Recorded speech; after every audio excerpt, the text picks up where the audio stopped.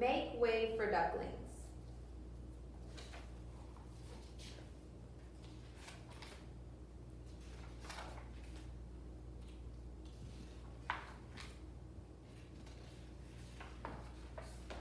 Mr. and Miss Mallard were looking for a place to live, but every time Mr. Mallard saw what looked like a nice place, Miss Mallard said it was no good. There were sure to be foxes in the woods or turtles in the water, and she was not going to raise a family where there might be foxes or turtles. So they flew on. When they got to Boston, they felt too tired to fly any further. There was a nice pond in the public garden with a little island on it. The very place to spend the night, quacked Mr. Mallard. So down they flapped. Next morning they fished for their breakfast in the mud, at the bottom of the pond, but they didn't find much. Just as they were getting ready to start on their way, a strange, enormous bird came by. It was pushing a boat full of people, and there was a man sitting on its back. "Good morning," quacked Mr. Mallard, being polite. The big bird was too proud to answer, but the people on the boat threw peanuts into the water. So the Mallards followed them all round the pond and got another breakfast, better than the first. "I like this place," said Miss Mallard as they climbed out on the bank and waddled along. "Why don't we build a nest and raise our ducklings right in this pond?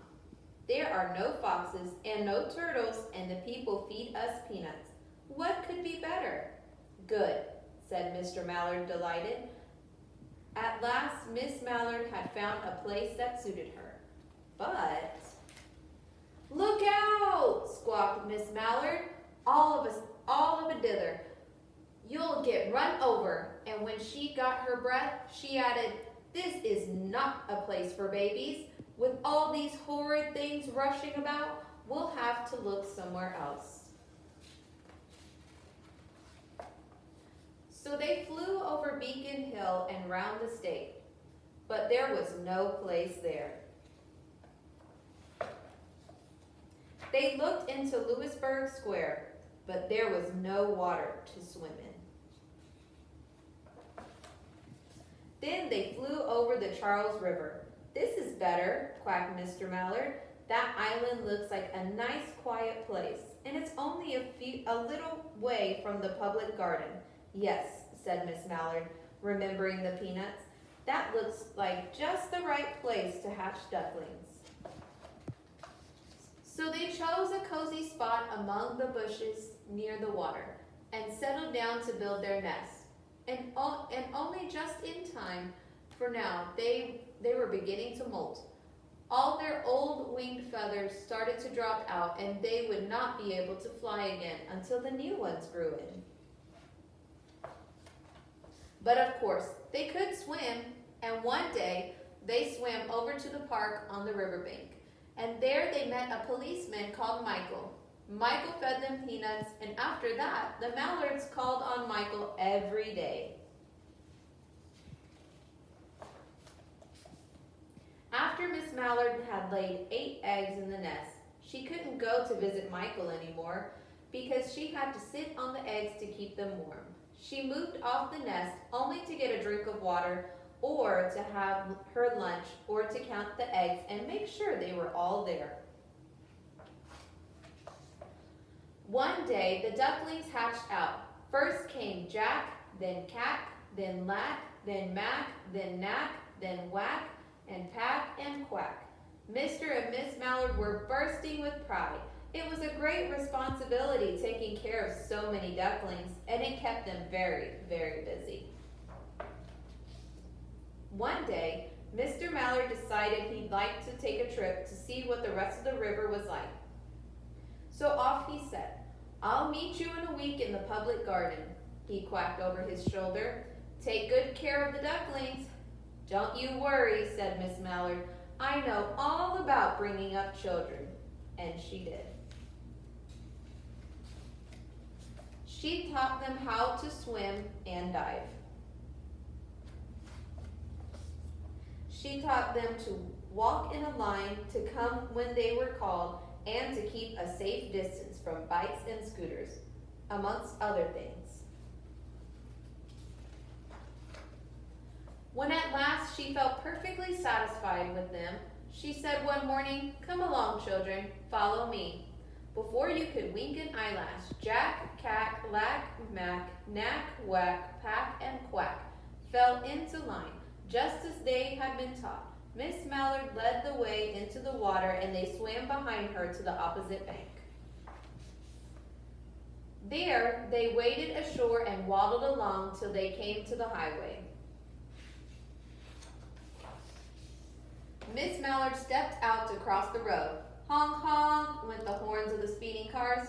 Quack went Miss Mallard as she tumbled back again. Quack, quack went Jack, Cack, Lack, Mack, Knack, Whack, Pat, and Quack, just as loud as their little quackers could quack. The cars kept speeding by and honking, and Miss Mallard and the ducklings kept right on quack, quack, quacking. They made such a noise that Michael came running, waving his arm and blowing his whistle. He planted himself in the center of the road, raised one hand to stop the traffic, and then beckoned with the other, the way policemen do for Miss Mallard to cross over. As soon as Miss Mallard and the ducklings were safe on the other side and on their way down Mount Vernon Street, Michael rushed back to his police booth. He called Clancy at headquarters and said, "There's a family of ducks walking down the street." Clancy said, "Family of what?" "Ducks," yelled Michael. "Send a police car quick." Meanwhile, Miss Mallard had reached the corner bookshop and turned into Charles Street, with Jack, Cack, Lack, Mack, Knack, Whack, Pack, and Quack, all marching in line behind her. Everyone stared. An old lady from Beacon Hill said, "Isn't it amazing?" And the man who swept the street said, "Well, now ain't that nice?" And when Miss Mallard heard them, she was so proud, she tipped her nose in the air and walked along with an extra swing in her waddle. When they came to the corner of Beacon Street, there was the police car with 4 policemen that Clancy had sent from headquarters. The policemen held back the traffic so Miss Mallard and the ducklings could march across the street.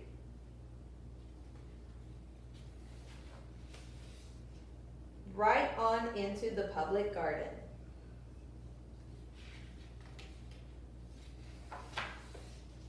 Inside the gate, they all turned around to say thank you to the policemen. The policemen smiled and they waved goodbye.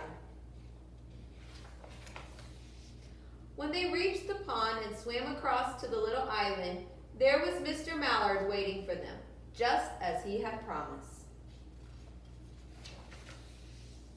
The ducklings liked the new island so much that they decided to live there. All day long they followed the swan boats, and eat peanuts. And when night falls, they swim to their little island and they go to sleep. The end.